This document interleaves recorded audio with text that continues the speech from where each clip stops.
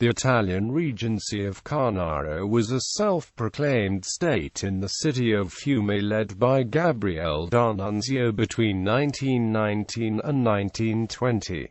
It is also known by its lyrical name Fiume Endevour, Impresa di Fiume. During World War I, Italy made a pact with the Allies, the Treaty of London, in which it was promised all of the Austrian littoral, but not the city of Fiume. After the war, at the Paris Peace Conference 1919, this delineation of territory was confirmed, with Fiume remaining outside of Italian borders, instead joined with adjacent Croatian territories into the Kingdom of Serbs, Croats and Slovenes. Gabriele D'Annunzio was angered by what he considered to be handing over of the city of Fiume. On September 12, 1919, he led around 2,600 troops from the Royal Italian Army, Italian nationalists and irredentists, into a siege of the city, forcing the withdrawal of the inter-Allied occupying forces.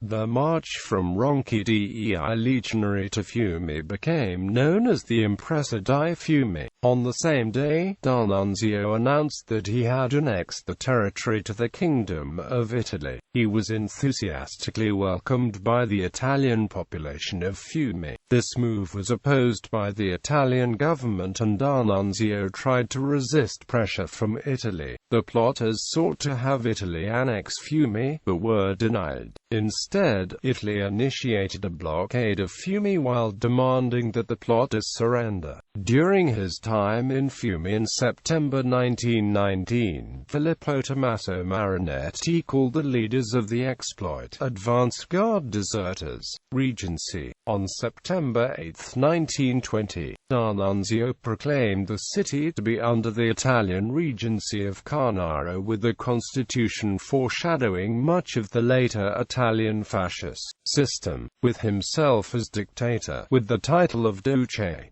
The name Carnaro was taken from the Golfo del Carnaro, where the city is located. It was temporarily expanded by D'Annunzio in order to include the island of Veglia. The only other state to recognize the Italian Regency of Carnaro was the Soviet Union. Constitution. The Charter of Carnaro was a constitution that combined anarchist, proto-fascist and democratic republican ideas. D'Annunzio is often seen as a precursor of the ideals and techniques of Italian fascism. His own explicit political ideals emerged in Fiume when he co-authored with syndicalist Alceste Drambris, the leader of a group of Italian seamen who had mutinied and then given the vessel to the service of D'Annunzio. Drambris provided the legal and political framework, to which D'Annunzio added his skills as a poet. The constitution established a corporatist state, with 9 corporations to represent the different sectors of the economy, where membership was mandatory, plus a 10th corporation devised by D'Annunzio to represent the superior individuals. The legislative power vested in a bicameral legislature consisting of a Council of the Optimates and a Council of Corporations. Joint sessions of the councils would be responsible for treaties with foreign powers, amendments to the constitution, and appointment of a dictator in times of emergency.